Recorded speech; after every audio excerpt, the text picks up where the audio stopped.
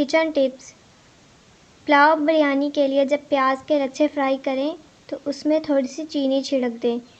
प्याज जल्दी सुनहरी हो जाएंगे। सालन अगर पतला रह जाए तो उसमें 5 या 6 अदद काजू या बादाम का पेस्ट शामिल कर दें। सालन गाढ़ा और खुश जायका हो जाएगा। ग्रेवी से फालतू पानी खुश्क करने के लिए चाय के 2 चम्मच खसखस तवे पर हल्का सा भून लें। अब इसकी पेस्ट बनाकर सालन में शामिल करें और हल्की आंच पर पका लें। सालन गाढ़ा हो जाएगा। पकौड़ों को नरम बनाने के लिए उसके आमेज़े में 2 चाय के चम्मच गरम तेल शामिल कर लें। सख्त पनीर को नरम करने के लिए कुछ देर नमक मिले गर्म पानी में रख दें।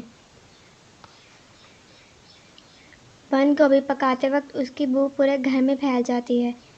अगर गोभी पकाने के दौरान पैन में रोटी का एक टुकड़ा रख दें तो बू नहीं फैलेगी। फ्रिज में रखने से मक्खन सख्त हो जाता है। अगर उसे इस्तेमाल से पहले कश कर लिया जाए तो वो गरम टोस्ट पर बआसानी लगने के अलावा मैदे की डो में भी अच्छी तरह घुल जाता है। अदरक का छिलका चम्मच से उतार कर देखें, आप छुरी का इस्तेमाल भूल जाएंगी। सेब, खीरे और आड़ू के छिलके ज़ाया मत करें। उन्हें ताज़ा धनिए, हरी मिर्चों, अदरक, नारियल, नमक और चीनी के साथ मिलाकर पीसने से लजीज और ग़िज़ाइयत से भरपूर चटनी बनती है।